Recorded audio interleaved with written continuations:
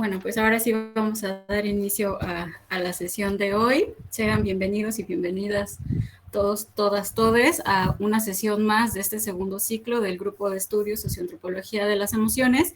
Y bueno, el día de hoy me es grato pues mencionarles que tenemos aquí de invitada a la doctora Cristina Mazariegos, una estupenda investigadora también, ¿no? que nos va a platicar hoy sobre su tesis doctoral, que pues tuvo como frutos el libro que amablemente nos compartió, que tiene por título Liderazgos en Movimiento, Ejercicio de Poder de las Mujeres Metodistas de León, Guanajuato, y perdón, además, pues también es como agradable saber, ¿no?, que fue merecedora de los premios honorarios a las mejores tesis de ciencias sociales por parte de la red de investigadores del fenómeno religioso en México, ¿no? Entonces, sin duda, hoy vamos a aprender mucho de ti, Cristi, y pues bueno, la dinámica del grupo, para los que son nuevos, aquí veo algunas caritas nuevas, es que en primer lugar daremos el micrófono a la doctora Cristina para que nos presente, nos cuente un poco. Primero, Cristi, si quieres presentarte, contarnos sobre quién eres, de dónde vienes, ¿no?, lo que has trabajado, posteriormente tu presentación, y en el segundo momento pues se abrirá la ronda de comentarios, preguntas, ¿no?, si tuvieran alguna, ¿no? Entonces, Cristi, te cedo la palabra, bienvenida y muchas gracias por estar aquí con nosotros.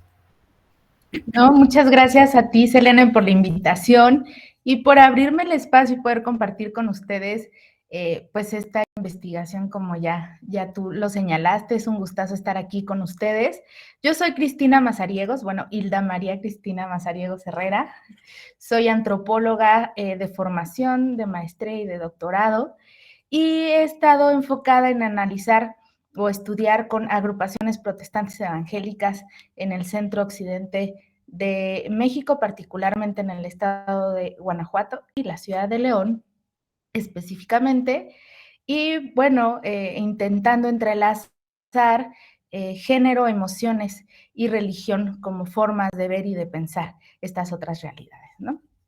Soy chiapaneca, de familia guatemalteca, creo que ese lugar también me gusta enunciarlo, y soy mujer amiga, hija de Cristina Herrera y Rafael Mazariegos. Pero bueno, hoy lo que yo voy a plantearles o a compartirles es, sé que leyeron un capítulo de mi libro y creo que algún otro artículo que sugerimos, y lo que hoy voy a plantearles es algo que justamente he trabajado desde estos textos que ustedes recibieron, pero que ahora me encuentro profundizando, así que me va a venir muy bien sus comentarios o preguntas para poder seguir pensando y nutriendo esta propuesta a la que yo he llamado Diario de Campo Encarnado. Parte de un texto que está por salir, que formará o que integrará el libro que Frida Jacobo y Marco Martínez Moreno han coordinado, Las emociones de ida y vuelta, ¿no? Entonces, esta es la primera vez, de alguna manera, que comparto esto que estoy entendiendo como el diario de campo encarnado. Entonces, en principio les voy a hablar sobre cómo lo estoy entendiendo y cómo estoy entendiendo estudiar las emociones desde y con el cuerpo, y ligado a ello, qué estoy entendiendo por diario de campo encarnado, con la intención de vincular dos perspectivas que parecen estar opuestas, ¿no? Por un lado, la fenomenología, y por otro, la perspectiva interpretativa, que para algunos críticos ha generado una imagen del cuerpo pasivo y solamente receptivo, ¿no? En este sentido, pues para mí el cuerpo es movimiento, es acto, es manifestación, y en esta última, en la manifestación, se va a retratar, se va a interpretar y va a dar cuenta de sí y del mundo a través de una infinidad de formatos, y entre esos formatos, pues la etnografía está presente, ¿no? Entonces, para finalizar, o sea, una vez que hable, como estoy entendiendo, las emociones con y desde el cuerpo, y en eso aterrice el diario de campo encarnado, compartiré mi experiencia de estudiar emociones con el cuerpo al ser sujeta de sanación en una congregación protestante evangélica de la ciudad de Guanajuato, donde mi cuerpo fue la principal fuente de registro, fuente vivida de registro etnográfico, ¿no? Entonces, muchas gracias. Les decía que para mí el cuerpo es movimiento, es acto, es manifestación, y en esta última se va a retratar, a interpretar y a narrar, a narrarse y a narrar el mundo a través de una diversidad de formatos donde la etnografía será uno de estos recursos que tenemos para narrar. Mi experiencia finalmente se las compartiré a través también de esta narrativa que yo he adoptado para explicar el fenómeno que he estado estudiando. Entonces, la siguiente, por favor, Selena. He propuesto el diario de campo encarnado para reflexionar sobre el papel de las y los investigadores como principal fuente de registro etnográfico, posterior análisis y escritura etnográfica, lo que nos lleva a desarrollar una suerte de hermenéutica corporal, ¿no? Es decir, el diario, el cuerpo como un diario de campo encarnado, además de ser un instrumento de registro en la investigación cualitativa, es el escenario de construcción de la persona, su identidad, su estar en el mundo, ¿no? Conduce a desarrollar esta hermenéutica corporal de la que les hablo, dado que se convierte en texto para el cual las prácticas y movimientos corporales van a ser el germen de esta interpretación y conceptualización. Entonces, el texto del que yo les estoy hablando se transforma constantemente en forma y estructura. La siguiente, por favor, Selene. Estos cambios en forma y estructura que yo les comento se dan a la par de la experiencia encarnada durante el trabajo de campo. Es decir, previo, durante y posterior al texto se encuentra la práctica corporal. Escribimos primordialmente de lo que sentimos, sobre lo que vivimos y experimentamos. Por tanto, la textualidad corporal es leída e interpretada no solamente con nuestros ojos y más allá del habla, y significada por las y los actores que participan en el proceso de investigación.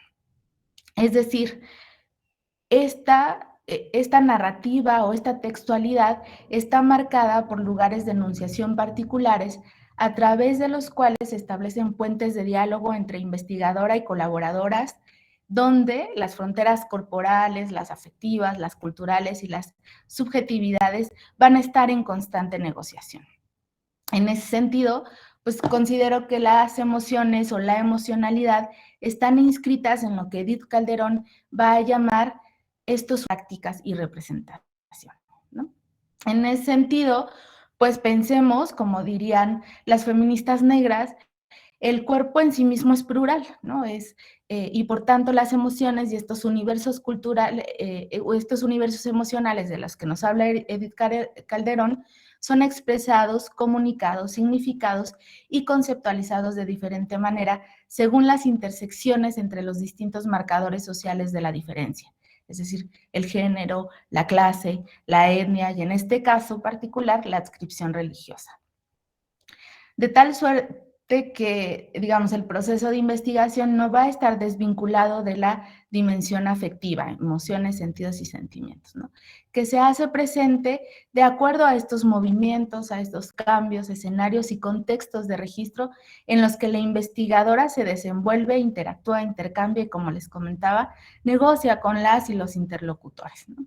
Pero es importante decir que de la misma forma que las personas con las que trabajamos encarnan y reflexionan sobre su realidad y la manifiestan de diferentes maneras, quienes investigamos vamos a campo también con una realidad encarnada que hemos y desde la cual hemos sido socializados o socializadas, ¿no? Esta última se pone en interacción con las y los interlocutores, estableciendo nuevos puentes de comunicación, significación e interpretación que, por supuesto, van a pasar por el cuerpo. La siguiente, por favor, Selene. Gracias. En ese sentido, yo marco, digamos, esta diferencia entre estudiar desde y con el cuerpo, parafraseando a Bericat, que va a decir que estas aproximaciones corresponden, digamos, o estas son aproximaciones aparentemente distintas, ¿no? Estudiar las emociones desde el cuerpo implica un nivel de objetivación en el que se construyen perspectivas teóricas que sin dejar de negar las características fisiológicas de este cuerpo, lo van a concebir como una construcción social y cultural, ¿no? Que es capaz de ser instruido, moldeado y disciplinado e inmerso en relaciones de poder. Por tanto, inscrito en asimetrías de género posibles a ser subvertidas, ¿no? Y en ese sentido, retomando a Merleau-Ponty, a Jackson, a Shordas, a Olga Sabido, pues el cuerpo es primordialmente experiencia de él y en el mundo. Estudiar las emociones con el cuerpo trata de la implicación de la investigadora y la conciencia de su corporalidad como parte ineludible del registro y proceso de investigación. Esto incluye, como mencioné, la comunicación de los cuerpos y las subjetividades de las personas colaboradoras en campo. Sin embargo, sí es importante decir que pese a que hago esta distinción, digamos, teorizar sobre el cuerpo implica poner el cuerpo, ¿no? Es decir, teorizamos sobre eso que experimentamos en carne propia y está a flor de piel, aunque muchas veces esto no aparezca en las investigaciones, ¿no? También es importante mencionar para mí que estudiar las emociones con y desde el cuerpo no necesariamente nos va a llevar como resultado a una autoetnografía, ¿no? Pero sí a una descripción densa, retomando a Goetz, del proceso metodológico que nos involucra y cómo nos involucra, ¿no? Hoy vemos pues que hay distintos espacios, lugares y contextos que podemos analizar, ¿no? Pero que además requieren distintas formas de acercamiento y distintas formas de poner el cuerpo.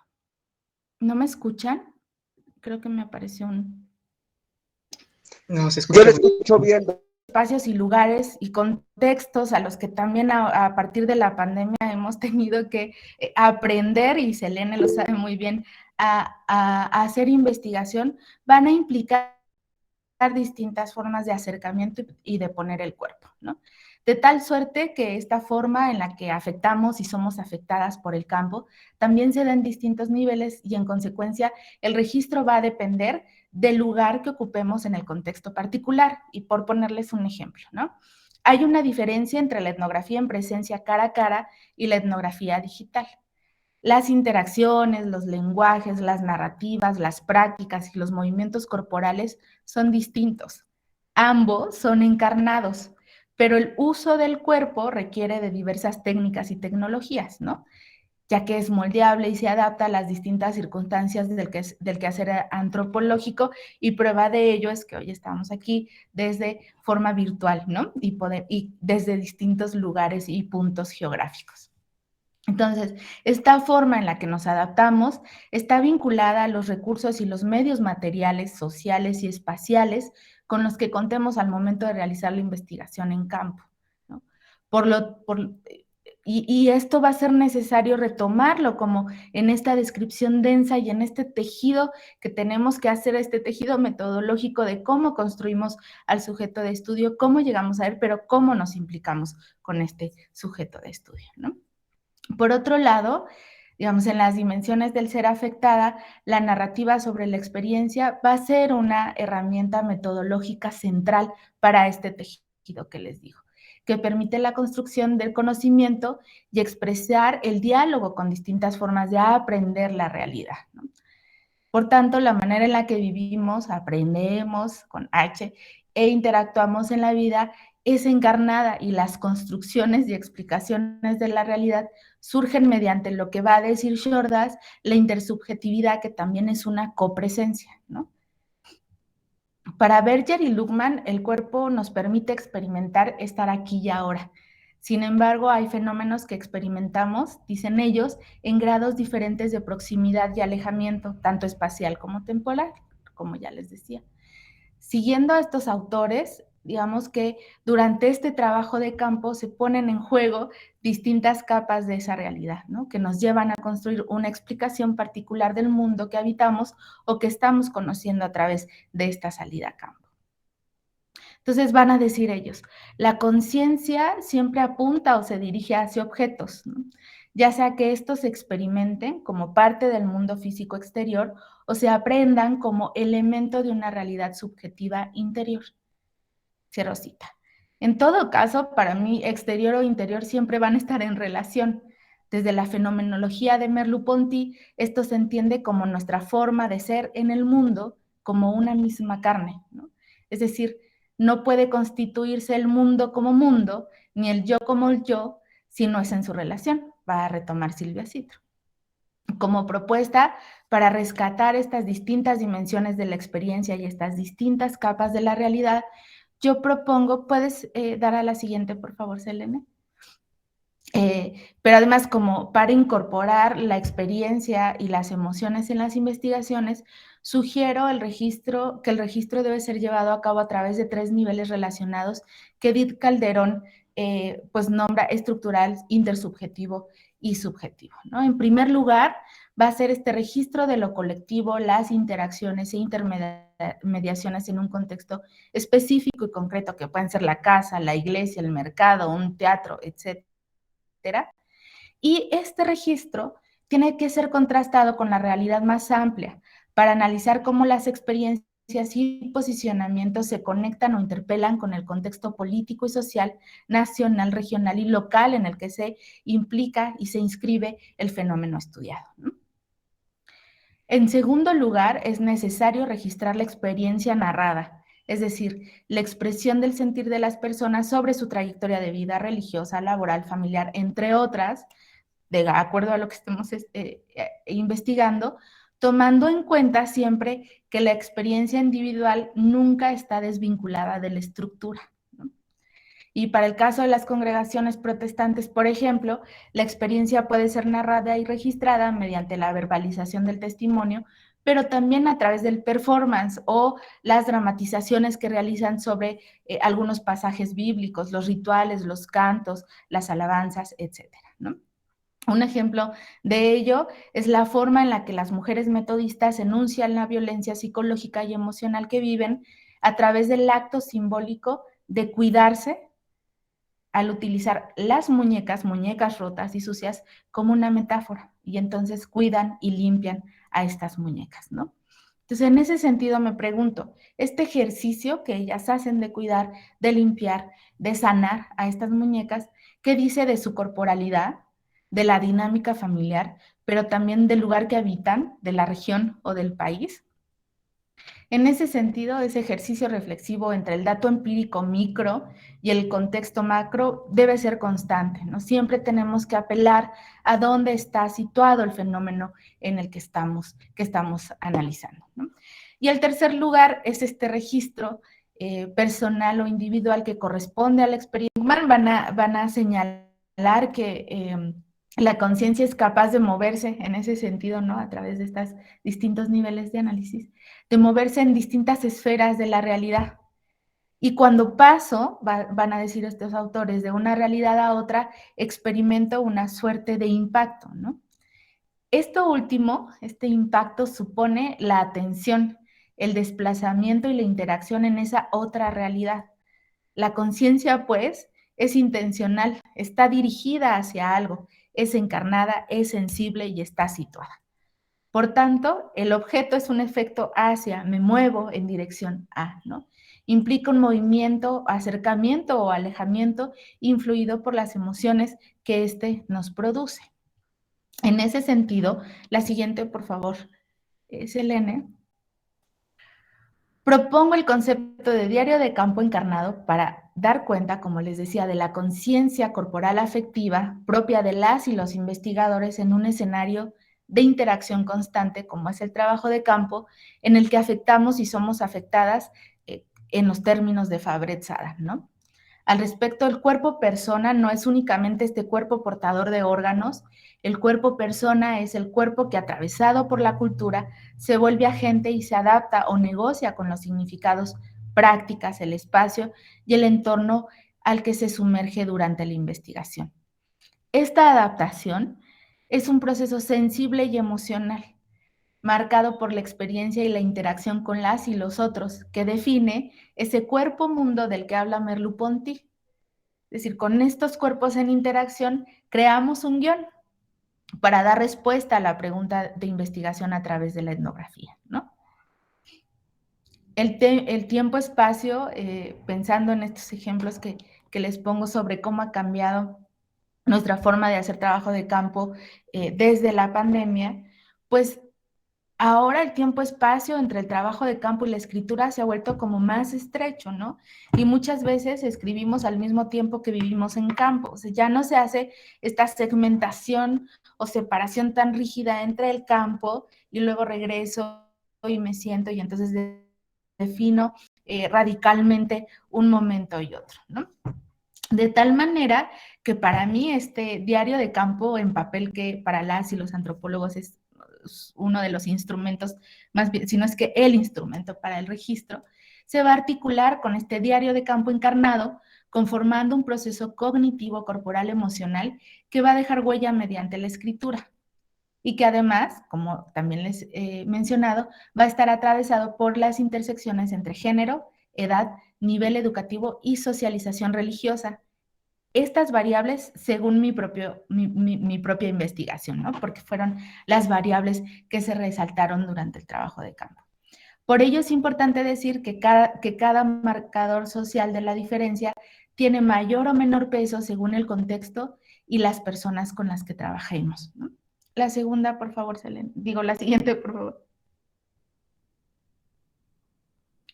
Para el caso que les platico, los cuerpos de las mujeres metodistas tienen una forma particular de ser definidos y concebidos. Desde la lógica metodista, el cuerpo se entiende y vive de manera colectiva a través de su cuidado y atención mediante una terapéutica emocional, terapéutica espiritual específica, cuyo eje central es la oración por sanación. Fue en ese escenario en el que fui puesta en el centro de mi práctica antropológica, ya no como observadora, sino como participante. La siguiente, por favor, Selena. Entonces, el diario de campo encarnado. En 2015 comencé a trabajar con la Iglesia Metodista de la ciudad de León, Guanajuato, México. Su fundación en la ciudad data de 1909, pero su fundación es en siglo XVI en Inglaterra, ¿no? A su llegada, su principal actividad se centró en las áreas de la educación y la salud más que en el trabajo de evangelización. Actividad complicada de realizar en un contexto donde el monopolio católico ha influido en la economía, la política, las vidas y los cuerpos de los hombres y principalmente de las mujeres. Durante mi trabajo de campo, quise dar cuenta de las formas de participación de las mujeres en una institución religiosa que se ha caracterizado por su postura liberal frente a temas que en otras siguen siendo tabú, como en la ordenación de pastoras y obispas. La pregunta de investigación versó y se dirigía a analizar sobre cómo se construían las relaciones de poder entre las mujeres que tenían algún cargo de autoridad al interior de la Iglesia. Inicialmente, mi trabajo consistiría en hacer entrevistas a profundidad sobre sus trayectorias de vida, laborales y su formación como pastoras para identificar sus traspiés, procesos y si la incorporación a la jerarquía eclesial significaba una equidad de género sustantiva. Una vez dentro, mi sorpresa fue que había un amplio universo de participación, no siempre desde los cargos oficiales, como habrán visto en el textito que les recomendamos. Y esto ya fuera por elección propia o por presión, ¿no? Se abría un universo enorme de participación femenil, donde la dimensión afectiva tiene un peso fuerte en el desenvolvimiento y toma de decisiones y en el ejercicio de poder.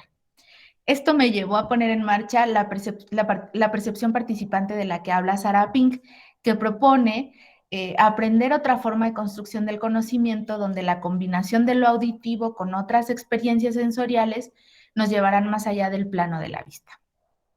La investigación implicó dos grandes retos.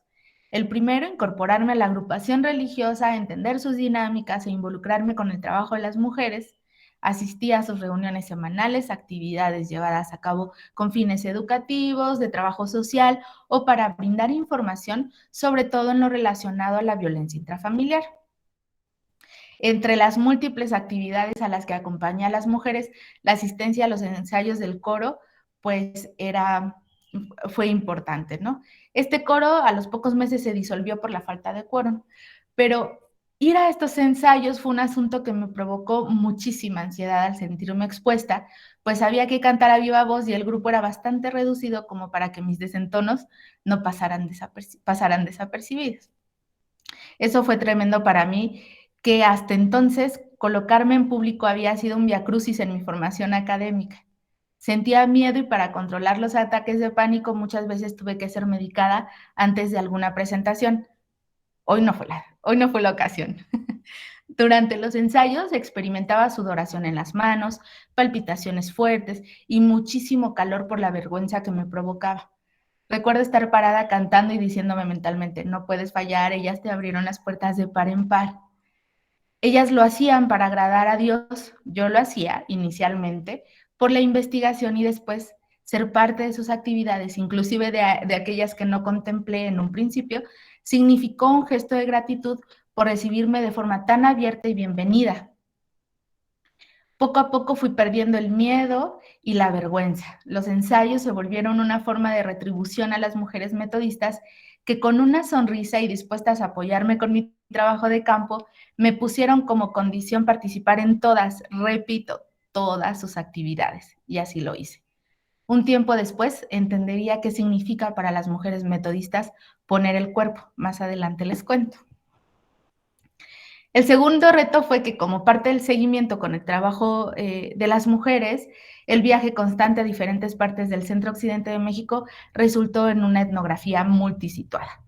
Todo esto tuvo como consecuencia traer al registro consciente las implicaciones de poner el cuerpo en el registro etnográfico y la forma en la que las emociones se volvieron herramientas analíticas y metodológicas. En mi diario de campo escrito expresaba lo que experimentaba en términos corporales afectivos. Les leo un fragmento de este diario de campo. Ayer por la noche llegamos a Cortázar. El viaje es corto. Sin embargo, me siento cansada. La hermana H y la hermana A siempre están negociando y disputando mi compañía. Antes de que nos destinaran a las casas que nos darían alojamiento, ambas me dijeron que me quedara con ellas. No tuve tiempo de reaccionar. La hermana H se acercó al organizador y le dijo, Cristi se queda conmigo. Y así fue. Me sentía molesta porque ni siquiera pude decir pío. Pasé mala noche por los ronquidos de la hermana H. Dormí 1 hora y hoy la jornada fue larga. Empezamos a las 7 de la mañana y ya son casi las 9 de la noche. En la mañana me sentí mal del estómago y me dolía mucho la cabeza. La hermana H me preguntó si estaba bien y le dije que no dormí. Se molestó porque le dije que ronca. Sigo con náuseas y dolor de cabeza para variar. Esto fue un registro el 9 de julio de 2016. Episodios como este que les narro se repitieron muchas veces. Me convertí en un elemento de disputa y de poder. A su vez, esto me indicaba que había dejado de ser una visitante y que me había convertido en alguien familiar. Pasé de ser la investigadora a ser la reportera. Algunas veces estas situaciones escalaban y yo tenía que poner constantes límites para aclarar que yo no era parte de la iglesia y que estaba ahí para conocer de ellas y su trabajo. Esto me provocó dudas sobre cómo y hasta dónde poner límites con las interlocutoras, ya que durante la formación antropológica se nos dice que no hay que contrariar y cuestionar a los informantes. Pero para mí esta norma y esta etiqueta resultaban obsoletas, pues parte de la interacción era reconocerlas y reconocernos como personas en diálogo. No estaba ahí para cuestionar y poner en duda sus creencias, sino para aprender con y de ellas sobre esas prácticas y creencias. Así que decidí plantarme, escuchar, negociar y dialogar como agente en relación con otras agentes. No fue fácil. El malestar y la incomodidad que experimentaba eran alerta, una especie de sensor que me indicaba que era momento de tomar cierta distancia y descanso. Era la forma en la que dejaba enfriar las cosas. Es decir, durante los casi 3 años de trabajo de campo, tuve que replantear y renegociar los términos de mi presencia en la iglesia con varias de ellas. Sin embargo, también debo reconocer que el hecho de hacer una investigación sobre mujeres metodistas, para quienes la educación es un elemento primordial que se promueve desde la propia iglesia, generó un trato más o menos horizontal que permitió poner en diálogo nuestras reflexividades. Podía charlar con ellas sobre diversas temáticas y exponer nuestras posturas. Con algunas tuve largas conversaciones sobre el papel de las mujeres, la educación, la legalización del aborto y los matrimonios igualitarios, que me permitieron comprender, o esto me permitió comprender, que hay una pluralidad de formas de pensar y de relacionarse dentro y fuera de esta iglesia. La siguiente, por favor, Selena. Gracias.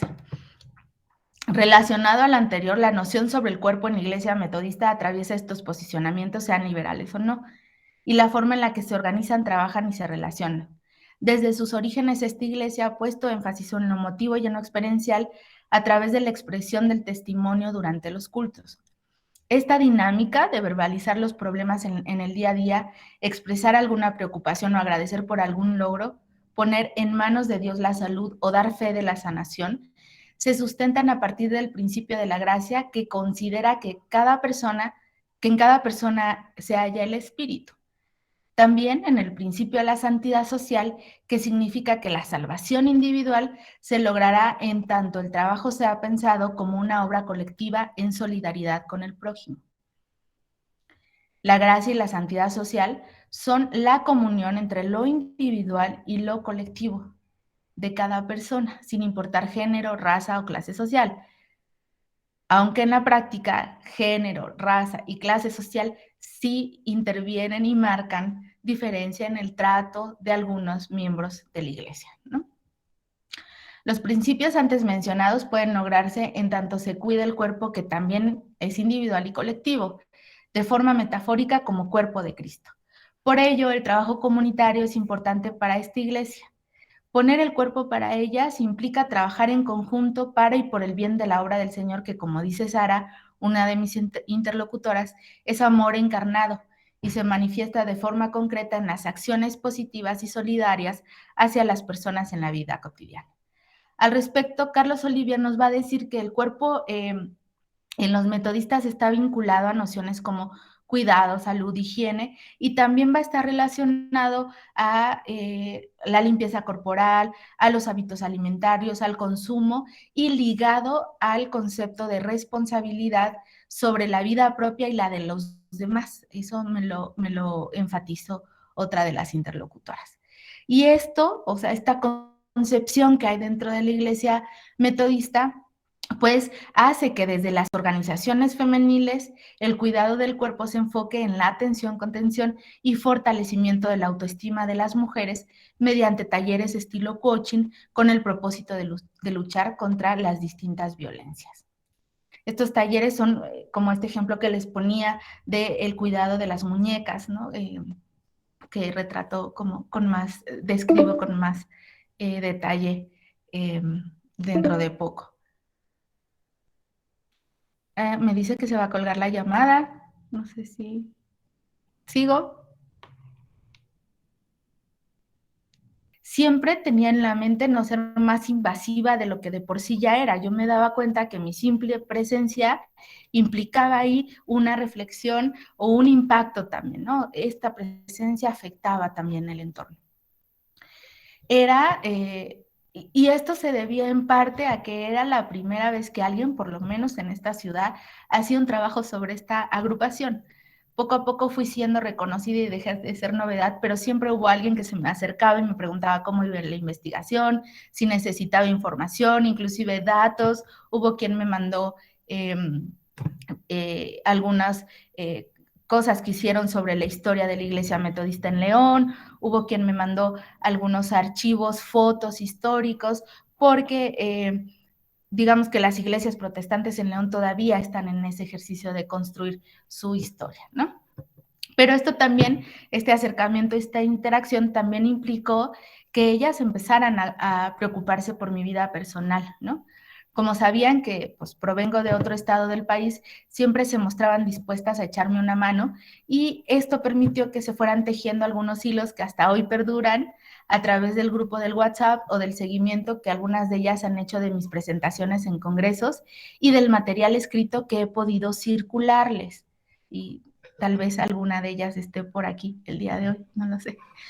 Esta cercanía permitió que conociera sobre las vidas de estas mujeres más allá de la iglesia y que ellas también accedieran a la mía. Así fue como se enteraron de mis fuertes migrañas. Durante el tiempo de trabajo de campo tuve varios episodios que significaron un reto más, sobre todo en los momentos en los que teníamos que viajar. Tuve que cargar mi cóctel médico para controlar las fuertes crisis, haciendo ejercicios de respiración y poner mi cuerpo al límite para seguir con mi tarea. Muchas veces aproveché el espacio de oración por sanación para cerrar los ojos y controlar el dolor hasta que yo fui sujeta de sanación. Al enterarse de mi padecimiento, las mujeres comenzaron a preocuparse por mi salud y mis consultas médicas, hasta que llegó a oídos del pastor. Yo me tuve que ausentar un tiempo porque iba a estas consultas, y cuando regreso a la iglesia, el pastor ya me esperaba a la puerta para preguntarme cómo me sentía y qué me habían dicho los neurólogos. Y pues yo le dije, bueno, que no era grave, pero que era molesto y que debía tomar medicamentos, y él me contestó: vas a estar bien, Santa Cristi, me dijo. La siguiente diapositiva, por favor. Comenzamos la reunión un martes, más o menos en el mismo orden que les describí antes, ¿no? Empezó el momento de la oración por sanación, dedicada a varios miembros de la congregación. Las mujeres se pararon tomadas de las manos, cerraron los ojos y comenzaron a orar en voz alta. Yo también cerré mis ojos, dispuesta a respirar, cuando sentí sobre mi cabeza la mano del pastor. Ese día escribí al volver de campo. Les leo. Hoy sucedió algo extraordinario, no lo puedo creer. Sigo con ganas de llorar. Todo el camino de regreso a casa lloré porque siento eso que dicen los brasileños, saudade. Ni siquiera sé si explica lo que siento en mi pecho. Estaba en la reunión femenil, no fui la semana pasada por mi consulta. Les había contado a las mujeres que me ausentaría porque no me he sentido bien. Las migrañas ya estaban teniendo repercusiones fisiológicas, se me entumía la cara y tartamudeaba por el dolor. Hoy me recibió el pastor preguntándome cómo me sentía. Le conté lo que me dijo la neuróloga. Por suerte no hay lesiones cerebrales, pero debo estar atenta y tomar los medicamentos al primer síntoma. Hoy hicieron oración por varios enfermos con cáncer en la iglesia. Yo llegué con un dolor leve de cabeza, pero no dije nada. De por sí ya están preocupadas. Siempre me pregunto si no estaré siendo mala antropóloga al preocuparlas. Comenzaron la oración. Esta vez se pararon. Yo cerré mis ojos, como siempre lo hago, pero después sentí sobre mi cabeza la mano del pastor, quien con los ojos cerrados y con voz solemne pedía por mí, por mi salud. Me hizo una oración por sanación. Sentía que mi corazón latía en mi garganta. Me quedé inmóvil tratando de no ponerme rígida y estar tranquila, mientras el pastor decía: Señor, tú has traído a Cristi aquí por una razón. Te damos gracias por su presencia. Bendice su vida, solo tú sabes lo que ella siente, pero en tus manos, Señor, sé que ella encontrará sanidad. Guárdala, protégela y sánala. Utilízame como tu instrumento. Tú eres el mejor doctor. Queda hecho. Las mujeres, entre murmullos, continuaban la oración. Otras me dedicaban su oración diciendo: sí, Señor, sánala. Yo quería llorar, pero no pude hasta que venía. Obviamente me dejó sorprendidísima y muy conmovida, ¿no? Estaba resguardada por 3 cuerpos: el cuerpo colectivo conformado por las mujeres, el cuerpo mediador del pastor, quien con sus manos, como instrumento del poder divino, intercedía en el mío para sanarme. Desde la perspectiva del embodiment de Shore Das, esta fue una experiencia somática que tiene lugar, dice él, cito, para indicar la activación general del poder divino a la sanación específica del individuo, ¿no? Fui afectada por estas mujeres y por los códigos del universo emocional metodista. Yo también las afecté, en tanto establecimos un vínculo, mi experiencia del padecimiento y su conocimiento sobre esta situación. Desde la lógica de la gracia y la santidad social, construimos un puente de comunicación mediado por la experiencia corporal afectiva cognitiva, en el que la terapéutica espiritual fue un punto de encuentro que puso en diálogo nuestros cuerpos, nuestras interpretaciones y concepciones del mundo. La siguiente, por favor. En ese sentido, para ir cerrando, es pertinente, importantísimo historizar, ¿no? Para conocer al o las sujetas de estudio, conocer su historia, su constitución, su normatividad, en este caso, pues la Iglesia Metodista, ¿no? Pero además de historizar, es indagar en las otras historias, es decir, no quedarnos solo con la historia oficial, sino esas otras historias que, como señala la teóloga puertorriqueña Yolanda Santiago, por favor, quienes estén interesados en estos temas, sigan a las teólogas sinvergüenzas, porque es fantástico las reflexiones y los diálogos que ellas están teniendo desde esta plataforma Teología Sinvergüenza en Facebook, porque justo lo que decía Yolanda Santiago es que desde los protestantismos hay una historia hegemónica también, ¿no? Que es una historia blanca, una historia occidental, y no se resalta el hecho de que muchos de estos protestantismos están atravesados por prácticas y creencias que vienen de la diáspora africana, ¿no? Y también como de poblaciones indígenas, ¿no? Esto, digamos, esto retomar las otras historias, las historias que están en los márgenes, permite llevar a cabo una reflexión sobre la propia imagen de Jesucristo, ¿no? Ellas van a decir, ya no es esa imagen que nos han pintado occidental, ojo claro, rubio, ¿no? La imagen de Cristo es que somos todos y todas, ¿no?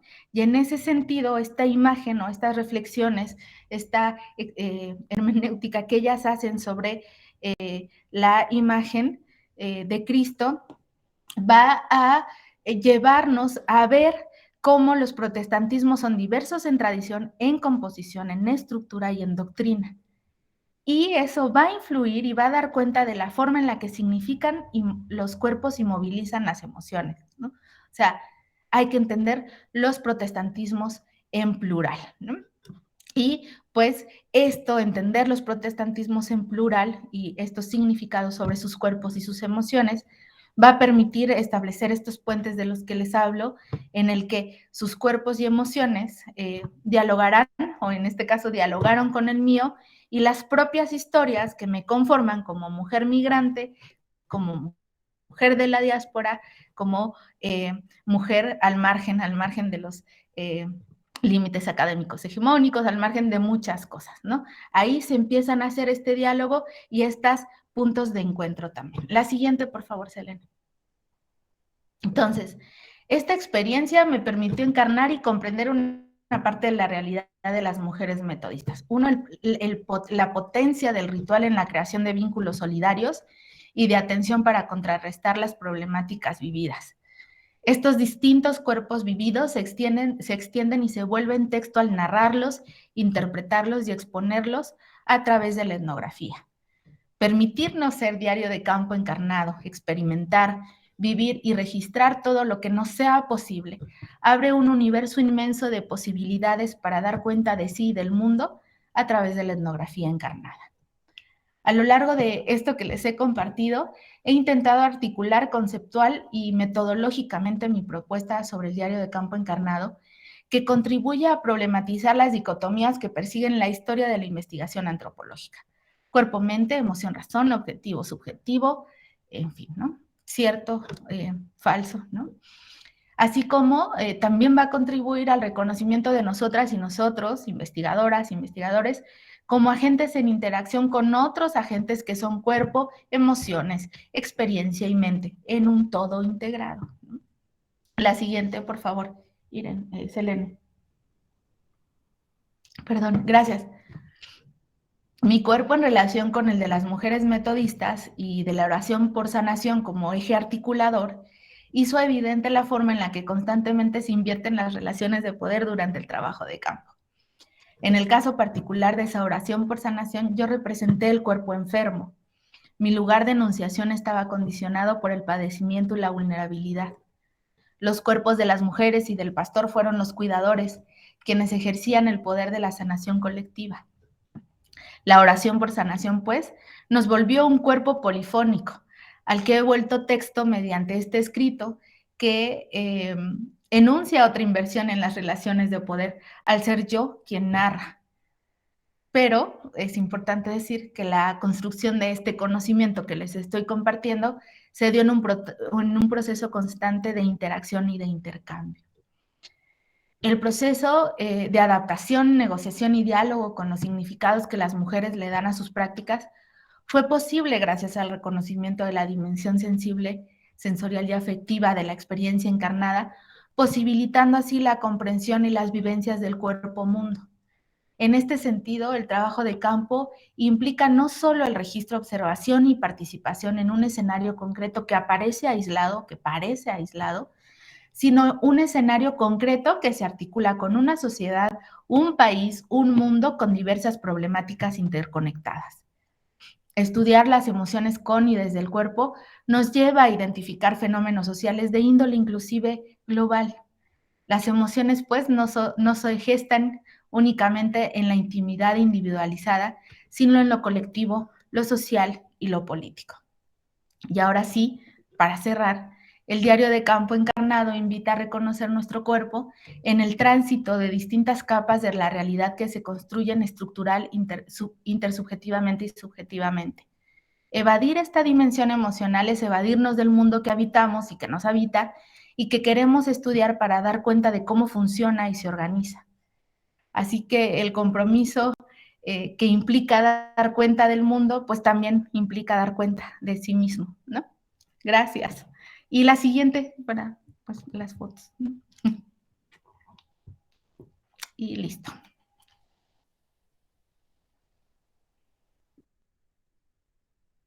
Selena. Cristi, sin duda fue una presentación bastante ilustrativa, creativa. La verdad es que ha sido muy grato escucharte. Algunas dudas que tenía justo las resolviste a lo largo de la presentación. Y bueno, antes de continuar con mi comentario, recuerden que ya pueden escribir o poner su manita aquí en el chat para que vayamos tomando el orden de las participaciones.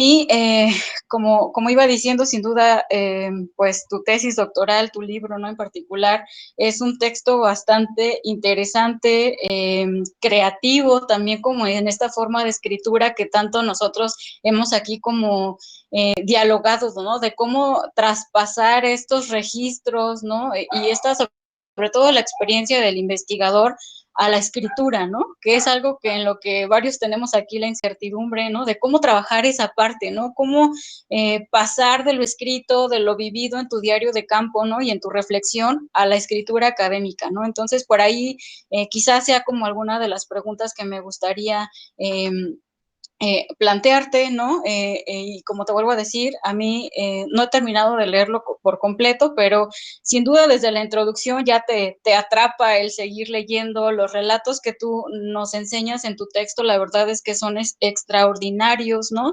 Y sobre todo reflexionar, a lo mejor igual, ¿no? Como en otros contextos, justamente cómo se va desarrollando esta resignificación, ¿no? Y el cuestionamiento por parte de este grupo de mujeres que estudias respecto de lo que es ser mujer, ¿no? Y justo tú vas mostrando otras formas del ser mujer, ¿no? De crear redes de apoyo, ¿no? A partir de estos cuestionamientos y cómo la que también contribuye al mismo tiempo a la modificación de las relaciones de poder dentro de la iglesia, ¿no? A mí la verdad es que nunca había leído algo así, es la primera vez que me acerco al tema de la religión, ¿no? Y ahora vinculado con las emociones, sin duda me parece muy atractivo.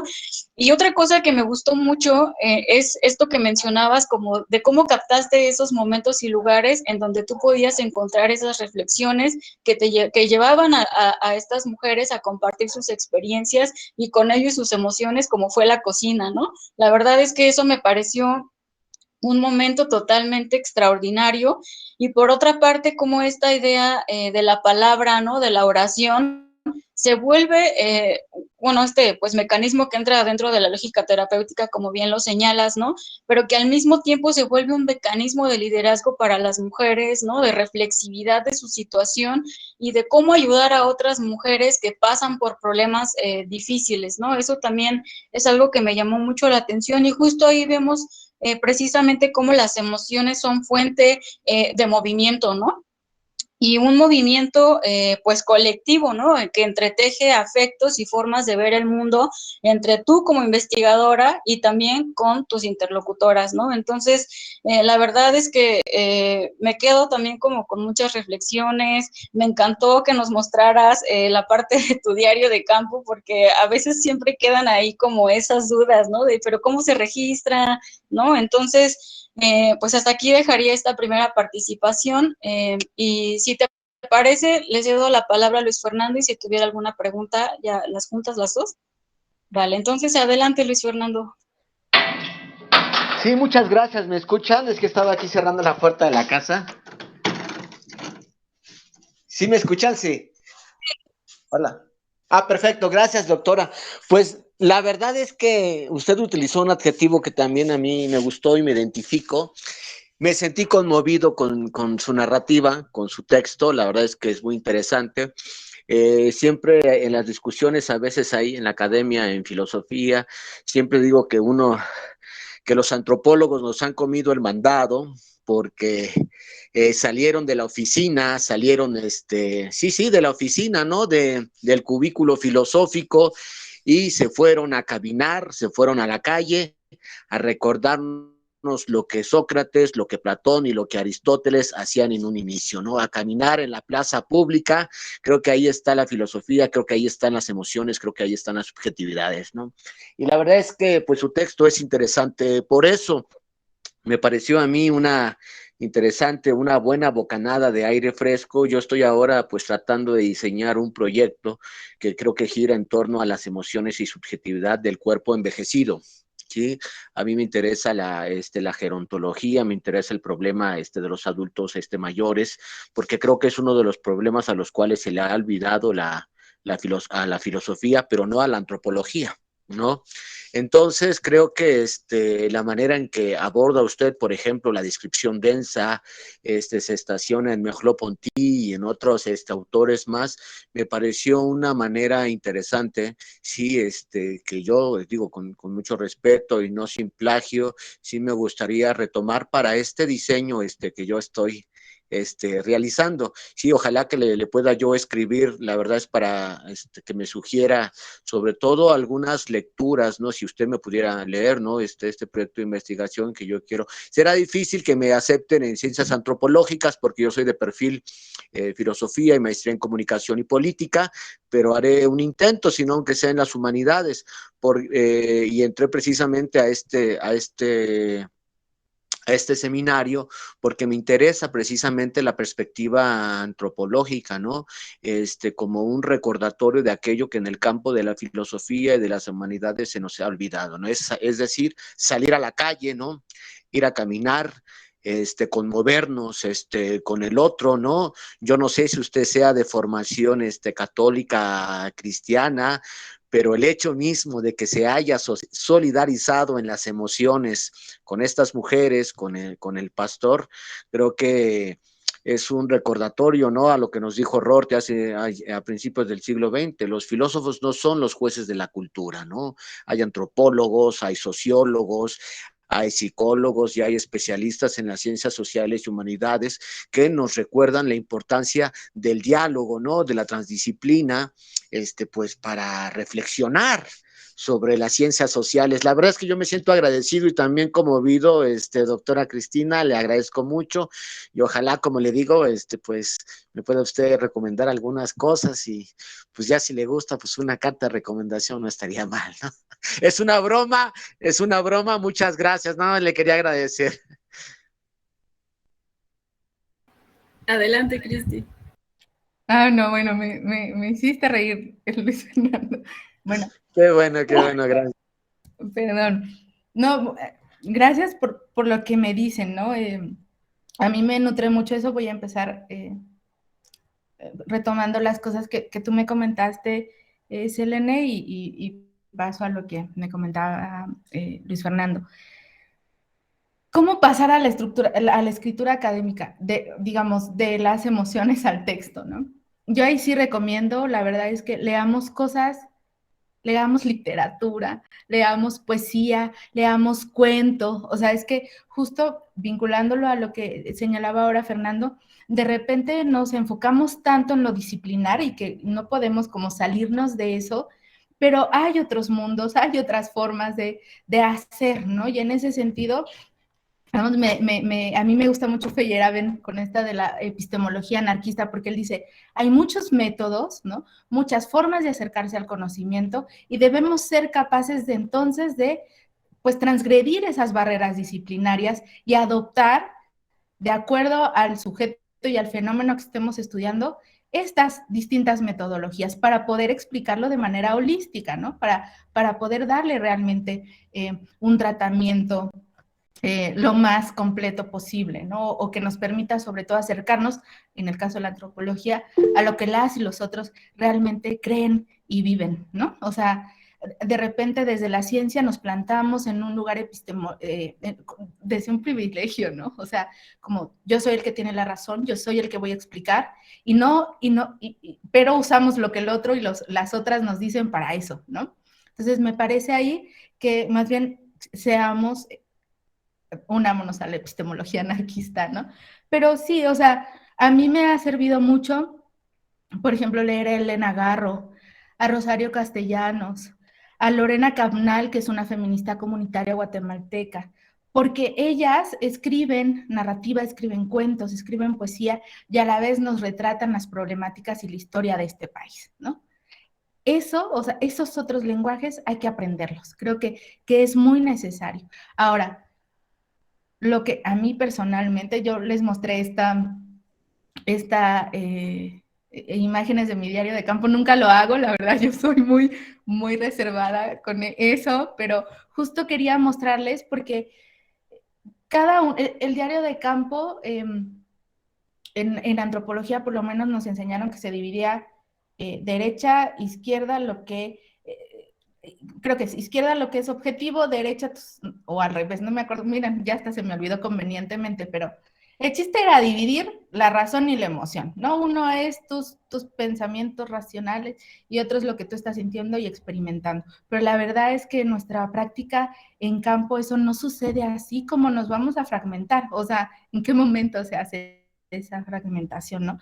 Pero a mí me sirvió muchísimo justamente y creo que una parte de cómo escribo se lo debo, la verdad, a los cuentos de El Viejo Antonio que escribía el subcomandante Marcos, porque yo soy chiapaneca, ¿no?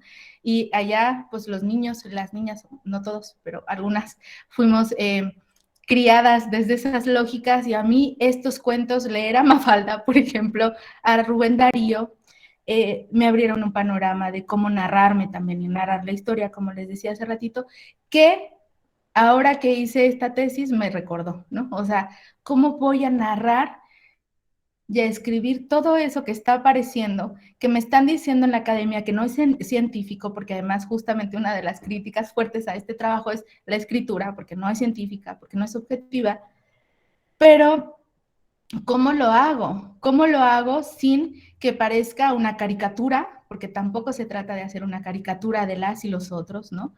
O que parezca literal un cuento salido de mi imaginación y entonces borre a las y los otros.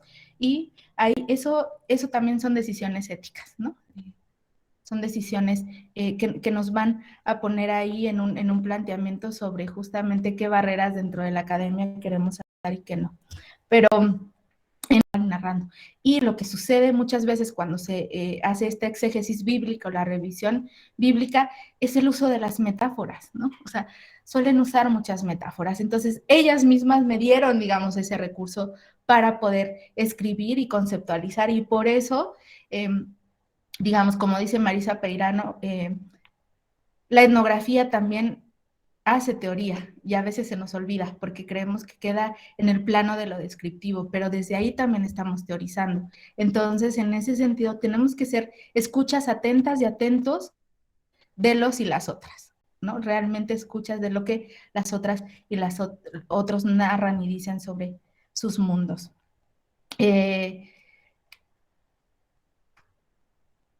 Sí, Fernando, desde la antropología está Felipe Vázquez, que es un referente justamente y trabaja en la intersección religión y población y vejez. Creo que a lo mejor por ahí revisar lo que ha hecho Felipe Vázquez te podría servir mucho porque además él también tiene otra sensibilidad, ¿no? Es una persona a la que yo admiro, fue mi director de licenciatura y aprendí también varios de estos truquitos que les conté.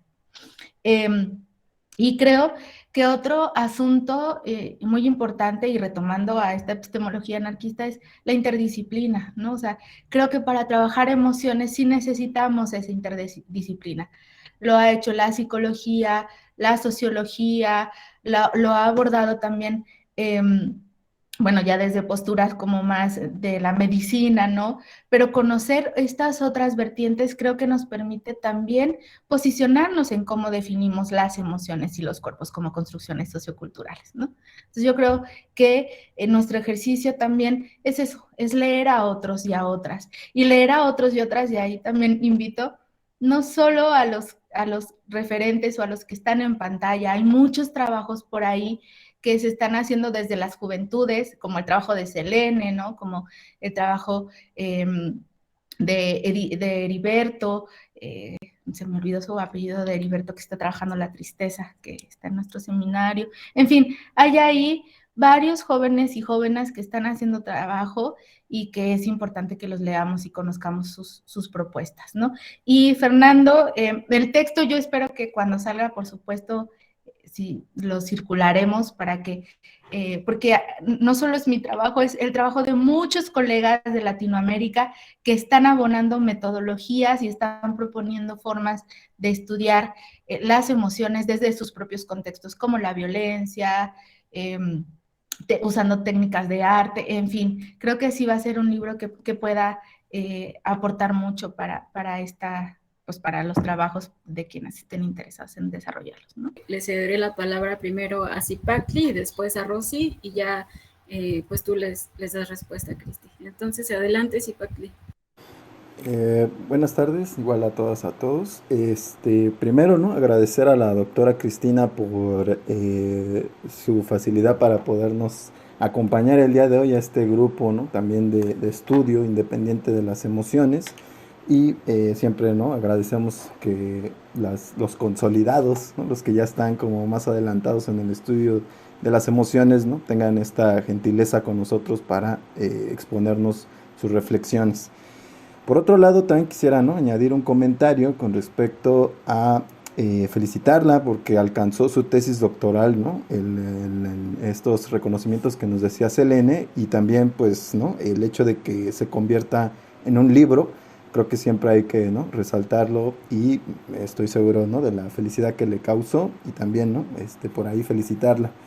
Ahora, del artículo que leí, me llamó mucho a mí la atención, ¿no? este concepto de liderazgo en movimiento, porque, pues, la verdad yo el único, ¿no? referente que tenía con respecto al liderazgo era Max Weber, ¿no? y que él nos daba sus clásicas, ¿no? clasificaciones de acuerdo al liderazgo, ¿no? que tenía que ver con el líder carismático, el racional y el tradicional, y algo que sí encuentro como, ¿no? de sustancioso, además de otros aspectos, ¿no? que tienen que ver con la metodología de su trabajo, es esta visión de lo micro y lo macro, porque en efecto, ¿no? Max Weber no nos muestra estas microprácticas en las que se sustentan, ¿no? la cuestión del poder para asumir los liderazgos.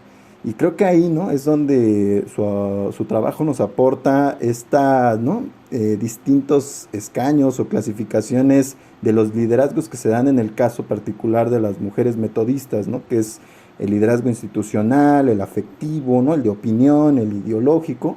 Entonces, en ese punto a mí me gustó mucho. Ahora bien, tomando esa, ¿no? hilo argumentativo, me gustaría a mí pues plantearle 3 preguntas, ¿no? Y ya ¿no? La primera tiene que ver con que ya más o menos lo ha ido abordando, pero que tiene que ver con usted, ¿no? Vemos en su trabajo que algo que también en este grupo, y por ello se llama socioantropología de las emociones, ¿no? es este acercamiento interdisciplinar ¿no?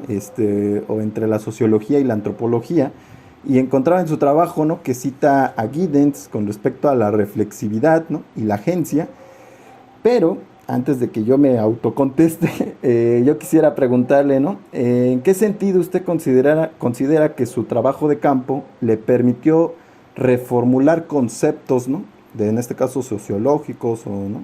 o filosóficos, o en su caso los fue a confirmar en trabajo de campo, ¿no? Si fue así, pues qué categorías fueron, ¿no? Y cuáles usted, a lo mejor ya ahorita con el tiempo que ha pasado, ha reflexionado y ha dicho, ¿no? A lo mejor esta categoría hay que retransformarla, ¿no? No lo sé, esa es una pregunta. La segunda tiene que ver también con este punto de Algunos compañeros aquí en el grupo se encuentran, ¿no? Ya tienen sus temas de investigación, otros están, ¿no? En cuestiones metodológicas, pero algunos están en la búsqueda como de algún tema de investigación en relación a las emociones. En ese sentido, mi pregunta sería usted qué temas, ¿no? O preguntas podría como aconsejarnos alrededor del vínculo entre la religiosidad y las emociones, ¿no? Es decir, qué preguntas, ¿no? Para futuras investigaciones podrían plantearse, ¿no? Qué retos podrían asumirse, ¿no? En esta línea de investigación. Y por último, me llamaba también la atención con la última experiencia con la que cierra y que también viene en el artículo, que tiene que ver con su experiencia de oración y sanación, ¿no? Que fue partícipe. Y en ese sentido, yo quisiera preguntarle, ¿no? ¿Qué otras experiencias como de ese tipo omitió en su informe final, ¿no? Y que a lo mejor nos pudiera como compartir en este momento. Y nada, ¿no? Agradecerle nuevamente su participación y como dice en el texto, salud y larga vida, doctora, ¿no? Muchas gracias.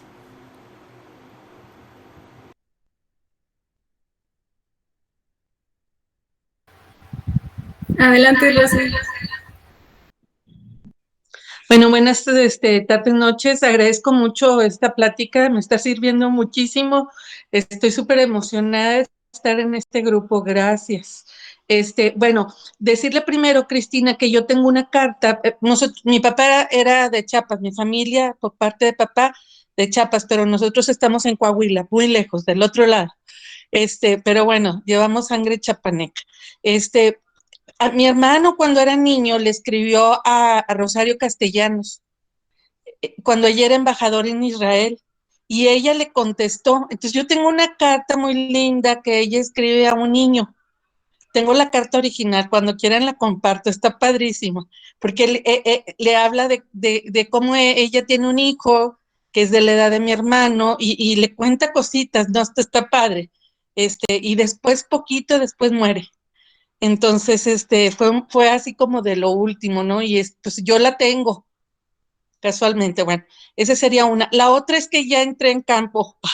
Yo estoy haciendo una investigación en educación y yo estoy encontrando en la antropología y en la sociología, me está gustando muchísimo, sobre todo los antropólogos, lo del cuerpo, lo de poner el cuerpo, porque yo estoy poniendo el cuerpo en mis trabajos, ¿verdad? Porque voy y estoy frente a estos maestros que me cuentan cosas de ellos, que lloramos juntos y platicamos y reímos, y luego me acuerdo de lo que me dijeron y yo me encuentro incómoda porque hay muchas emociones ahí y yo, ese cuadrito de las dos columnas, pues a mí también me lo pusieron y yo me siento como transgrediendo las indicaciones científicas de lo que estoy haciendo.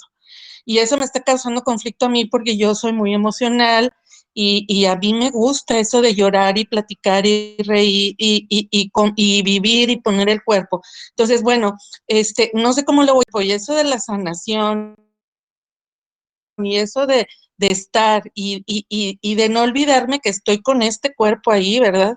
No es que lo dejo en mi casa y va mi intelecto solo, ¿no? Estoy toda yo. Entonces, yo agradezco mucho eso que hiciste tú de la narración de ti misma, entretejida en tu historia. A mí me gustaría saber qué pasó con la academia, o sea, cómo le hiciste para que te dieran tu grado, porque pues, yo ya voy a hacer una predefensa y creo que no voy a poder evitar decirme y contarme y estar ahí, ¿verdad? Entonces, y no quisiera, ya cuando andas muy cerquita de estos caminos difíciles, pues no quisiera borrarme, porque a lo mejor es el vestigio que va a quedar de mi historia, ¿verdad? Entonces, ¿cómo le hiciste con la academia? Gracias. Ok, bueno, sí, Patli. Ay, pregunta de otro examen doctoral. No, liderazgos en movimiento, yo planteo ahí justamente que yo no hablo de tipos, hablo de formas de liderazgo, ¿no? Porque justo pienso que nuestro ejercicio en cualquier espacio que hacemos es flexible y es movible, ¿no? Y como digo en el texto que ustedes recibieron, esto va a depender del lugar en el que estemos en ese momento. Es decir, por ejemplo, hay mujeres que tenían cargos sociales dentro de la iglesia, pero el poder que ejercían aquí en la iglesia local al que podían ejercer en otra, aún teniendo cargos, era muy distinto. O sea, tomar el púlpito, ser escuchadas, era muy distinto, y eso obedecía a los vínculos que se establecían también al interior, ¿no? Y obedecía también a esas tensiones que les menciono, como que no me caía bien, que ya me vio mal, que no sé qué, o sea, todo eso que forma parte de nuestra, pues, humanidad, ¿no? Entonces, estos liderazgos van a moverse así dentro de estos distintos lugares, espacios, dimensiones, como la afectiva, ¿no? Que es a través de estos talleres de coaching y desde el margen, ¿no? O sea, que es otro liderazgo que yo ahí planto, porque de repente hablamos de liderazgo y pensamos que nada más un liderazgo es aquel que aparece como protagonista, ¿no? Un cura, un pastor o una pastora o yo qué sé, ¿no? Pero hay otros liderazgos que no son visibles necesariamente y no son visibles porque se ha elegido no serlo, que eso también es estrategia, ¿no? O sea, me planto tanto en mi iglesia que yo no quiero tener un cargo de autoridad porque eso va a implicar un cuestionamiento constante sobre lo que estoy haciendo y yo no quiero dar explicaciones así. O sea, así era la respuesta de varias de estas mujeres, ¿no? Entonces, prefiero poner mi voz en otro espacio donde pueda influir, ¿no? Entonces, cuando yo empiezo a ver esto, digo, sí, claro, yo tenía el referente de los tipos ideales de Weber, pero resulta que en ese sentido, para mí no me servía. Y perdón, no quiero ofender a ningún sociólogo devoto de Weber, pero a mí no me servía. O sea, no en los términos en los que yo estaba viendo cómo las mujeres metodistas estaban moviendo y se relacionan al interior de la iglesia y ejercen el poder al interior de la iglesia, ¿no? Y en ese sentido sí te puedo decir que quizá reformulé el concepto de liderazgo, ¿no? O sea, que y poniendo además a las emociones como un eje transversal y como un eje transversal que permite que desde el cual se piensa, desde el cual se toma decisiones, desde el cual se lleva un acto político, ¿no? Un acto político como salir a la calle y pedir por nuestras muertas, un acto político como denunciar un acto así al interior de la iglesia, ¿no? Entonces, en ese sentido, creo que este trabajo sí reformula el propio concepto de liderazgo, como hasta ahora sigue siendo entendido, ¿no? Porque, pues sí, ¿no? Max Weber es Max Weber. Yo uso agencia y estructura de Giddens porque para mí Giddens es justamente ese autor con el que pude dialogar de una manera más clara, ¿no? O sea, yo retomo a Bourdieu en algunos aspectos, pero Bourdieu y yo no hay un canal tan claro de comunicación como el que tuve con mis encuentros con Giddens, ¿no? Y no creo haber reformulado esos conceptos, más bien creo haber nutrido el potencial que para mí tiene esta perspectiva de Giddens sobre la teoría de se me fue, de la dualidad de la estructura, ¿no? O sea, a mí me parece que ese es un planteamiento muy, muy importante que nos permite justamente desde ahí ver cómo ninguna acción ni práctica concreta individual va a estar desanclada ni aislada del resto de lo que sucede, ¿no? Y eso no significa necesariamente que la estructura siempre va a oprimir al sujeto o que el sujeto se mueva así tal cual como una marioneta en función de esa estructura, sino que están en constante diálogo, ¿no?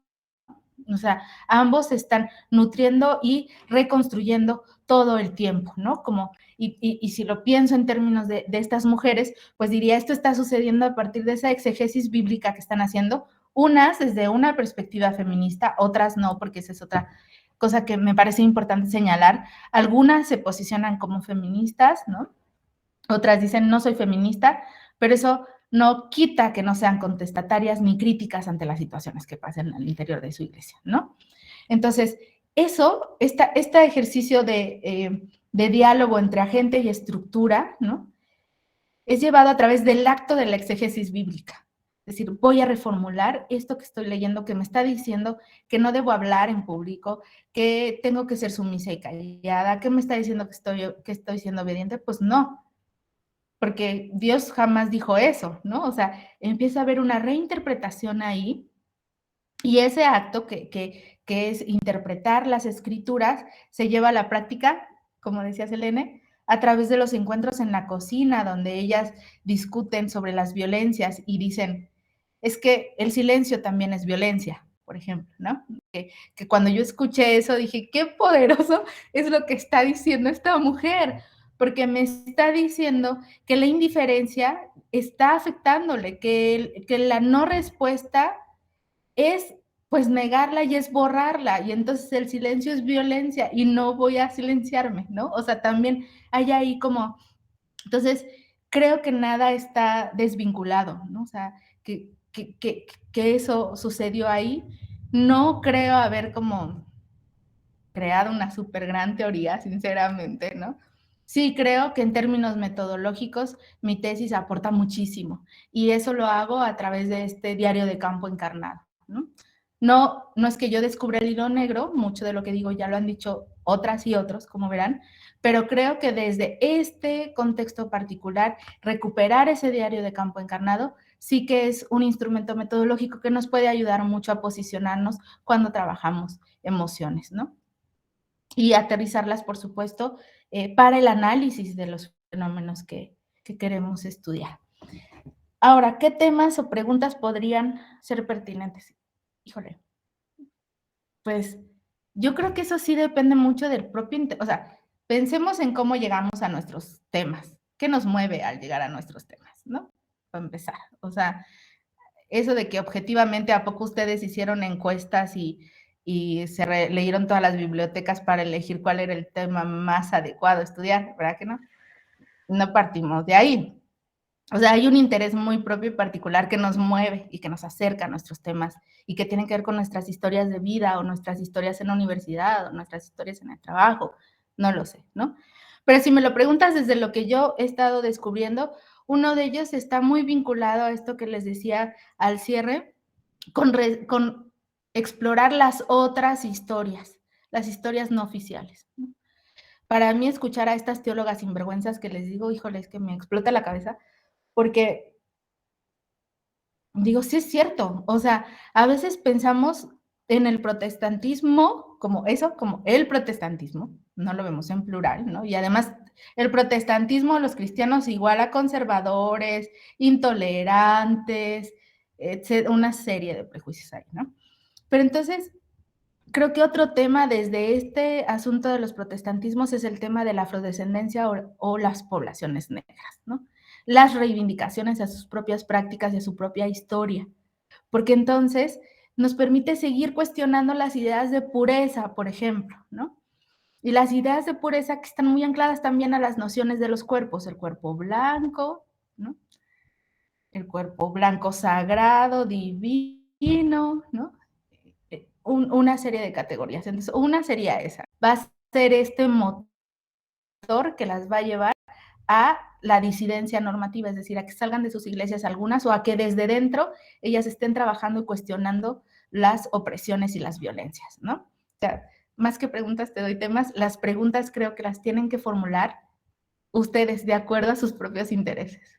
Pero es eso, las poblaciones afrodescendientes en la historia del protestantismo, las disidencias sexogenéricas evangélicas en mujeres, porque hay trabajos que abordan la homosexualidad, pero sobre todo la masculina, y creo que ahí una autora, Tania, no me acuerdo su apellido, va a decir que inclusive en esas disidencias las mujeres seguimos invisibilizadas, ¿no? Y seguimos invisibilizadas social y también académicamente, ¿no? O sea, muy poco se ha hecho o poco, o quizá yo soy un ignorante al respecto, porque sobre disidencias sexogenéricas en mujeres lesbianas, ¿no? Y eso ahora lo estoy trabajando desde la incomodidad, justamente, ¿no? Y ahí hay otro vínculo entre religión y emociones, ¿no? Cómo resignifican sus cuerpos, cómo se posicionan al interior de la iglesia y cómo la incomodidad se vuelve una lucha contra una lógica del permiso que perdura todavía en estas iglesias, ¿no? Ah, sí, les damos chance de que hablen. Ah, sí, pueden usar esta banca, ¿no? Casi, casi. Otra, religiosidad y emociones, Yo he pensado, pero esto tiene que ver con algo muy personal, pero he pensado cómo el tema de las, por ejemplo, de la segunda generación o de la generación de padres que fueron exiliados de las guerras latinoamericanas. Se ha hablado un poco de esa segunda generación, ¿no? Se habla mucho de los que estuvieron presentes en la guerra, poco se habla de de los hijos que resistieron a padres que fueron, pues que estuvieron en guerras. Y cómo la religión en esos sentidos se vuelve un espacio también de posicionamiento político, ¿no? Bueno, ahí está la teología de la liberación, ahí están varias otras perspectivas, las comunidades eclesiales de base, etcétera, pero donde las emociones son ese motor político para resarcir la historia, ¿no? O sea, también para reparar el daño, ¿no? Y ahí Guatemala tiene un caso que fue un caso emblemático, que es el caso de Sepur Zarco, que fue el primer caso donde se reconoce que el Estado guatemalteco cometió pues crímenes contra la humanidad y hay ya una sentencia de reparación del daño, ¿no? Y para estas mujeres su fe fue súper importante para su movilización y su posicionamiento político, como lo vemos también en movimientos como la paz y la justicia, el propio movimiento feminista, ¿no? Los feminismos negros, etcétera. Ahí hay mucho todavía. Y también pensamos que lo religioso solo está dentro de las iglesias, ¿no? O se representa ahí, o que lo religioso solo está si aparece explícita una cruz o, o la estrella de David o la luna musulmana, ¿no? Pero lo cierto es que hay muchas prácticas y valores que están circulando constantemente y que también tienen que ver con el ámbito de la creencia y la fe, ¿no? Y recuerdo ahora que el próximo jueves vamos a presentar el libro de las mujeres metodistas, protestantes, evangélicas y católicas, que escribieron un libro Arrebatando el Reino, y justo una de ellas me parece muy potente lo que dice, porque dicen que el movimiento feminista también es un movimiento de fe, es un movimiento profético, ¿no? Entonces, también en ciertas, digamos, prácticas que tenemos como seculares aparecen estos registros, ¿no? Aparece lo sagrado, aparece la espiritualidad, aparece la religiosidad, y otra cosa que me parece importante rescatar es que la religiosidad tampoco está solo en aquello que no está en la iglesia o la espiritualidad, ¿no? Porque se ha querido también dicotomizar eso. Entonces están ahí dialogando, ¿no? Y es justamente este diálogo entre la estructura y los agentes, ¿no? Constantemente. Y no sé si respondí tus preguntas, Carpatli. Y, a ver, ¿qué otras experiencias como esta quedaron fuera? A ver, híjole. Así que me hayan marcado, pues yo supongo que, híjole, tendría que revisar, pero creo que dejé en la tesis aquellas que me afectaron, ¿no? En términos de Fabret Sada, aquellas que sí implicaron un cuestionamiento epistemológico y metodológico, pero por ejemplo hubieron, no, y de hecho creo que sí está en la tesis, en el libro, ¿no? Como estas noches invernales donde ellas se plantan en púlpito y hacen cuestionamientos, por ejemplo, y leen un fragmento y lo revisan en función de una problemática particular, ya sea como la vejez o la discapacidad o inclusive hasta temas de las mascotas, eso fíjate que puede ser otro tema, ¿no? El tema del cuidado de las mascotas desde estas perspectivas.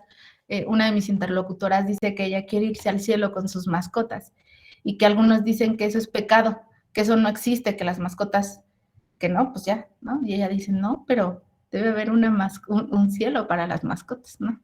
Son discusiones que están ahí, ¿no? Constantemente ellas y que tienen que ver con lo que para ellas significa, es significativo en su vida, ¿no? Y en su día a día. Pero como esta, creo que no dejé nada fuera, ¿no? O sea, como esta oración por sanación, los talleres de cuidado a través de las muñecas rotas, los espejos, que también fue otra dinámica que hicieron, donde ellas tenían que describirse, y eso fue impactante para mí porque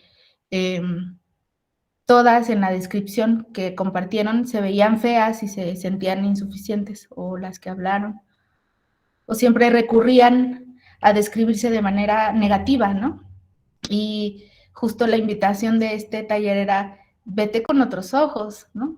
Si tú te miraras con los ojos de Dios, te mirarías hermosa, ¿no? Entonces, para mí eso era muy importante, porque justamente es esto, empoderar desde el propio reconocimiento de quiénes somos, ¿no? En lugar pues de cuestionar y de juzgar todo lo que no somos, ¿no?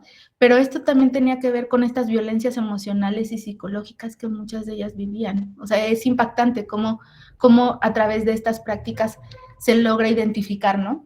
Y además, cómo después viendo la información que hay sobre la ENDIRE, por ejemplo, la encuesta sobre género, resulta que más del 40% de la población femenina en México ha sufrido violencia emocional y violencia psicológica, ¿no? Y quizá ese sea otro tema de investigación que habría que entrarle con más fuerza, que es cómo a través de estas redes de las mujeres creyentes se contrarrestan estas violencias, ¿no? Es impactante, pero decir que más del 40% de la población en México de mujeres recibe violencia psicológica y emocional no es cualquier cosa, ¿no? Por el impacto que luego tiene en la vida de estas mujeres, ¿no? En su trabajo, en la escuela, en todo. Entonces, intenté poner todo. Tendría que pensar un poco más esa pregunta, así para que, no sé si contesto. Rosy, oye, pues esa carta de Rosario Castellanos, qué increíble, tienes ahí un pedazo de la historia, así que cuídala mucho, qué bueno, y ojalá si se puede que nos la compartas, pues así podemos tener también, conocer ese pedacito de la historia. Y bueno, sobre el cáncer, me acordé de mi abuela. Para mi abuela, fíjate, hace unas semanas contaba esto, que para mi abuela, su fe, ella era muy católica. Hablando de alguien, me dijo si yo era formada en el catolicismo. Bueno, mi abuela era muy católica. Ella me sentaba a rezar frente al Sagrado Corazón de Jesús, así contaba la semana anterior en otro foro. Y luego ese Sagrado Corazón de Jesús se convirtió en nuestro intermediario, porque sí era muy devota mi abuelita, pero le salió una nieta media hereje, ¿no? Pero cuando a ella le dio cáncer, su religión le dio una fuerza que para nosotras, mi madre, para mí, para mis tías, era que no entendíamos, ¿no? O sea, y ella tiene mucho que ver en las cosas que estudio, para responder también como esto de que los temas nos llegan no porque hiciéramos encuestas previas, ¿no? Y ella decía, y recuerdo después que otra amiga mía, quien también vivió esta enfermedad, decía, a mí siempre me hizo bien pensar en que yo no soy esa enfermedad. O sea, que les contaba con las mujeres disidentas, eso que nos incomoda nos dice un problema y es un problema que hay que atacar, ¿no? Y entiendo que a veces en la academia, bueno, tenemos que seguir ciertas prisas y presentar exámenes y no podemos quedar exentos a eso. Y yo que te diría es que ajustes a lo que sugieren, ¿no? O sea, pero dejes tu voz ahí plasmada, ¿no? O sea, creo que sí se puede, que se puede decir, bueno, estoy haciendo esto de esta manera, sin embargo, creo que se haría de otra forma, que se podría hacer de otra forma, ¿no? O sea, sí creo, pero el chiste es que tú que no fractures ese proceso, que además es muy valioso y es bien importante, ¿no? ¿Cómo le hice yo? La verdad es que yo tuve una red bien importante porque pese a que estos comentarios me los hacían luego quienes me revisaban en los coloquios, mi comité es también un comité bastante anarquista, ¿no? Bastante. Yo fui dirigida por el doctor Carlos Garma de la UAM Iztapalapa y en ese sentido él jamás fue alguien que me dijera, no, eso no se hace. Al contrario, cada vez que yo iba con algo era una cara de asombro, sí, hazlo, ¿no? Entonces creo que para mí fue muy importante tener este comité que era cómplice, que fue cómplice, la doctora Margarita Zárate, que también es de la UAM Iztapalapa, y el doctor Luis Arturo Jiménez de la UAP de Puebla, ¿no? Entonces, a mí eso me permitió como sentirme un poco segura de eso que estaba haciendo frente a otros, ¿no? Y a otras. Y luego, pues leer todo lo que se ha hecho también desde esos lugares y entrar al seminario de emociones de ida y vuelta que ahora tengo la fortuna de coordinar con Frida Jacobo, donde pues todos los que está, la diáspora, que somos cuestionadas porque no somos objetivos, fuimos a caer ahí. Y a partir de ese momento yo me sentí parte de otro grupo que entendía, ¿no? Digamos, hubo este sentimiento de pertenencia y me permitió entonces formular y sustentar pues esto que estoy diciendo, ¿no? O sea, que también eso es importante, hay que sustentar por qué esta metodología, por qué esta teoría, por qué desde ahí, no desde otro lugar. Creo que si sustentamos bien eso, ningún comité, por muy racional y objetivo que sea, pues puede negarse, ¿no? Y ese argumento lo da principalmente, pues, el campo, en el caso de quienes ponemos el cuerpo, ¿no? En la calle. Y ellas y ellos son quienes nos dan el mayor argumento. Y yo sí creo también otra, que los procesos de posgrado, la verdad es que necesitamos terapia. O sea, no descartemos esto como algo también necesario y parte del cuidado en nuestros procesos de investigación.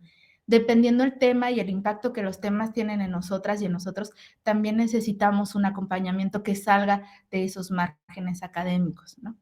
Y donde podamos dialogar y pues estar lo más sanos posibles, porque pues los posgrados como que luego están encaminados a querer deschavetarnos, ¿no? El asunto es resistir, permanecer y hacerlo disfrutando, ¿no? Ya eso de la letra con sangre entra, ya es obsoleto. También tenemos que cambiar los mecanismos, las pedagogías, y entonces mejor vamos a una pedagogía de la ternura, ¿no? Como diría Freire.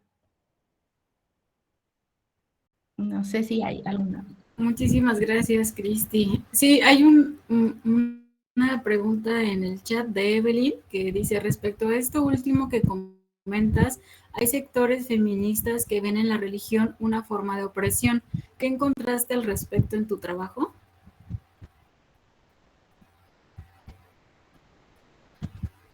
Sí, o sea, justo esa es la tensión constante, ¿no? Que desde algunos feminismos no se concibe que las mujeres creyentes puedan ser feministas o contestatarias, ¿no?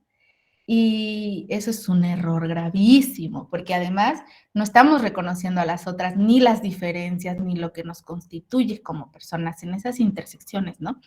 La religión sí ha sido una de las formas de opresión, ¿no? O sea, sí ha sido una de las formas de violencia, sí ha sido parte, o las religiones, pues, ¿no?, han creado discursos, pero como dirían, vi un meme hace unos días donde está Jesús sentado y está una chica y le dice: pues yo no sé qué ha pasado, si las mujeres han sido las que más me han seguido, y algunas dicen que en el tiempo de Jesús justo había muchas mujeres porque era uno de los primeros movimientos feministas, o sea, las mujeres que salieran a la calle, a lo público, a seguir y predicar las buenas nuevas. Y le dice Jesús: pero el problema fueron los que se adueñaron de la narrativa, ¿no? Los hombres que se adueñaron de la narrativa. Entonces, lo que quiero decir es que, sí es cierto, la religión es un espacio desde el cual se ejercen violencias, sirve para oprimir, sí, para discriminar, sí, también, sí hay conservadurismos, sí hay fundamentalismos tremendos, pero esa es una expresión de cómo funciona el sistema patriarcal. O sea, hay algo más arriba que las religiones o las instituciones religiosas que opera y que lo tenemos metido como si nos hubieran puesto un chip, y que entonces hay que deconstruir desde las escuelas, las universidades, porque en las universidades funcionan de la misma manera que las iglesias, discúlpenme, ¿no? O sea, entonces el trabajo no está en dejar de ser o no religioso. El trabajo es cuestionar el sistema patriarcal que tenemos tan introyectado. Y eso lo están haciendo las mujeres al interior de sus iglesias, o algunas por lo menos, ¿no? Algunas dicen, no, yo creo, tengo fe y soy metodista, soy luterana, soy calvinista, soy pentecostal, lo que sea, pero cuestiono estos mandatos porque desde su lógica, Cristo jamás ha dicho que las mujeres seamos menos que los hombres. Cristo jamás nos negó la palabra. Cristo nos abrió espacio. Entonces, creo que también es necesario visibilizar esas resistencias y ese trabajo, a la par que sí hablamos de la dominación, pero de repente como que se vuelve solo un telón que describe lo religioso literal a todo lo que oprime y segrega, y entonces es una negligencia, porque borramos a las mujeres creyentes de nuestra historia libertadora, ¿no? Y ellas han sido parte de ella toda la vida, o sea, han estado ahí desde el movimiento feminista de la primera ola, quienes impulsaron mucho el trabajo del sufragio, por ejemplo, en Estados Unidos, fueron mujeres protestantes, o sea, agrupaciones de mujeres que se congregaban. Entonces, por eso es necesario e imprescindible conocer las historias, ¿no? Para no borrar a nadie de la historia, ¿no?